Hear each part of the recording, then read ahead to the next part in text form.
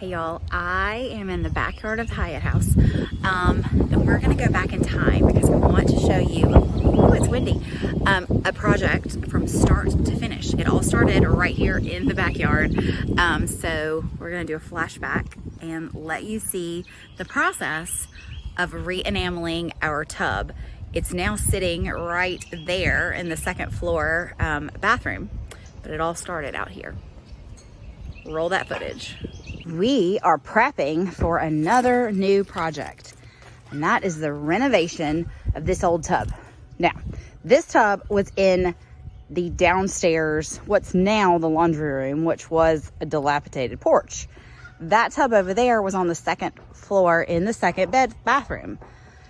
But it's a little bit too big to go back. So we're gonna actually go back with this one, which is just 6 inches smaller, but 6 inches really makes a difference.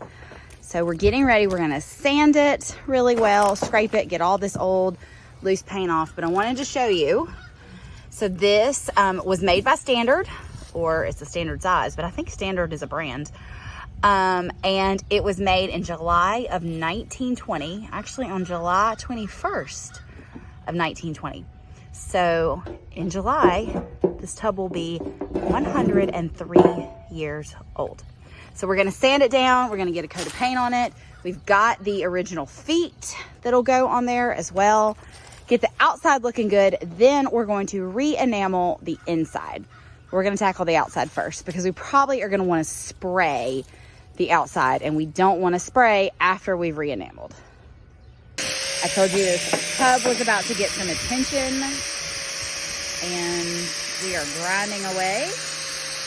We're gonna get the outside, get rid of all the rust, and then we're gonna get those painted, and then eventually we will re-enamel the interior.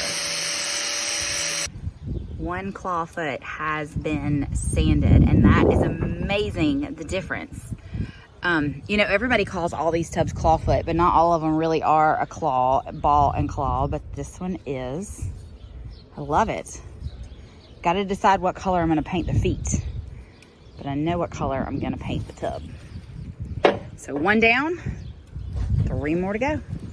Okay, so I let Gio take care of all the detailed work on those little feet because that was just an excellent way to hurt myself. But now I've taken the grinder and we're just cleaning it up, getting all the loose paint and old paint. We're never gonna get it down to smooth metal like the feet were, but you can see where it's coming off. We still got a little bit of paint right there. That's the side that's gonna really show. So we're working on the back, which you'll see when you walk in the door, that side and the front. Ironically, this is the side that's never been painted, and that's the side you're not gonna see. But we're just gonna keep on working. It's coming off pretty easy. Thank goodness for a good grinder. So the enamel is actually in really good shape. There is a little bit of paint on the lip here. There was a lot of paint. So what we did was we put some of that citrus strip on there and let that sit for a while. And now I'm going over it with some steel wool. Gio's still grinding on the side. So this is taking a lot of it off. We'll probably do another coat of that citrus strip because it was so thick that it didn't really want to get through all of it. But I'm delighted, you know, that we've cleaned it a little bit with the condition of the inside. Everything's been going smooth, but this old drain is being a booger. We've cut it out. We still got that last little piece, and it is not wanting to budge. So we're trying WD-40 and elbow grease and everything we can think of. There are people working all over this house, and I was so busy looking at something else cool that I missed them getting that out, but they got it out. Looks like we got a little bit of rust around there.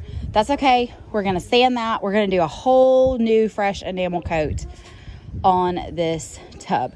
I put some more of that orange stuff to get that last stubborn paint off. Let that soak a little bit. Like I said, I'm super excited. I have worked on tubs much worse than this one. This is gonna be gorgeous.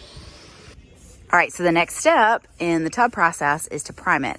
So we're just using a spray painted version of an oil-based Kills just spraying a light coat all over the exterior of the tub. So it's gonna be nice and clean and smooth, and hopefully our finish paint will stick to it. We are still working on this clawfoot tub, and we had an unexpected turn of events. I had bought black spray paint for the feet, and I had bought gold spray paint for another project, and Gio spray painted one of each for me to see, and we're kind of like in the gold. Now, it's not the right gold, but there's like 15 gold spray paints. We need one that's a little more antiqued, but now we're leaning toward gold feet on the clawfoot tub. I don't want it to look too Liberace, but I think it's going to be a fun little pop, because all of the hardware in that room is gold, but it's more of an antique. It's a little deeper. So next time I go to Lowe's, I'm going to pick up some other cans of gold spray paint. We're going to see what we can do. The saga of the clawfoot tub foot continues. This middle one was that first one we picked. I went and got 2 more colors. I got this one, which almost looks like a champagne. It's gorgeous. It's not gonna match anything in the room, but it's really, really pretty. So if you wanna paint a clawfoot tub foot, use that one right there, because it's really pretty. This one right here with the shiny gold top is a good match. This is our hardware. Then over here, we have the Giovanni Special. He has mixed together all the golds and black, and we think it's our best match to our hardware. So the next question is, can he recreate that on the other feet? Let's see. Let's watch Giovanni in action.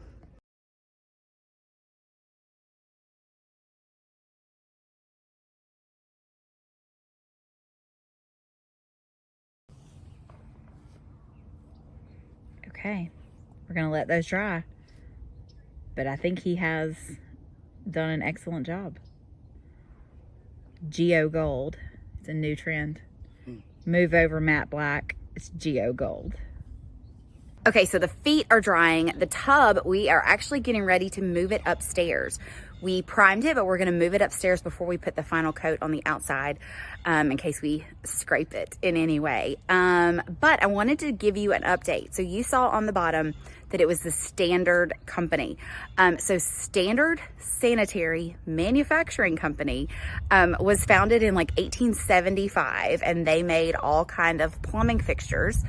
And then in 1929, Standard partnered or combined with American, which led us to American Standard, which you've probably heard of. It's one of the biggest companies for manufacturing of plumbing parts or tubs and toilets and stuff. In fact, all the toilets in the house, I think, are American Standard. So that's how we got it. But it's a precursor to American Standard. It was manufactured by Standard. So that's a wrap for this week. Come back next week. We're going to move it upstairs, and we're going to start the re-enameling process. So come back soon, see what's happening at the Hyatt house.